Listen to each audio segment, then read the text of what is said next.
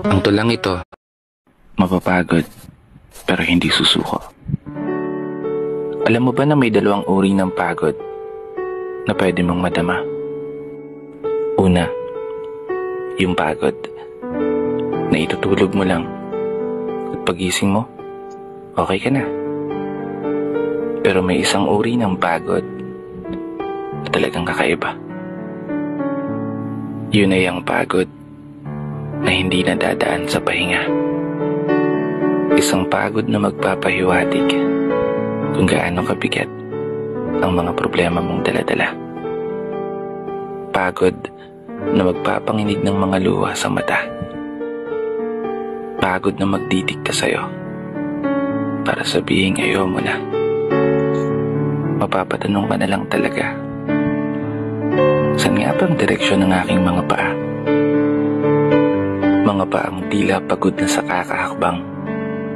Mga paang ngimay na sa kada tapak sa baitang ng hagdan.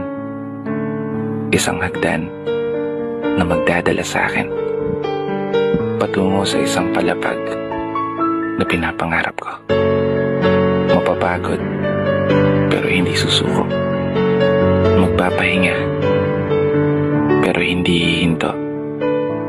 Para sa pamilya at para sa pangarap, palaging pipiliin na magpatuloy. Kasi alam mo, kung ang pagod ay kapalit ng magandang kinabukasan, wala kang dahilan para sukuan ng pagod. Wala kang dahilan para hindi ka bumangon.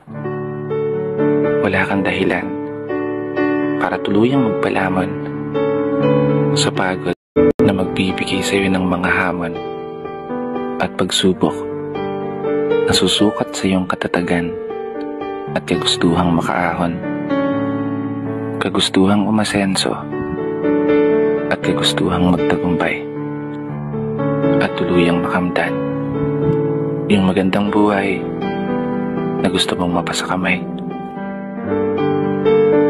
Kaya naman, tatagan mo ang mga paa mo at tibayan ng loob sa iyong paglalakbay at umasa kang kalakip ng bawat pagod ay may masaganang buhay na naghihintay.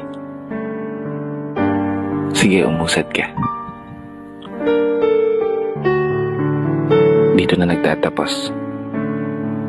Kaya isang pagpupugay para sa lahat ng mga tao na patuloy sumasabay sa hamon ng buhay.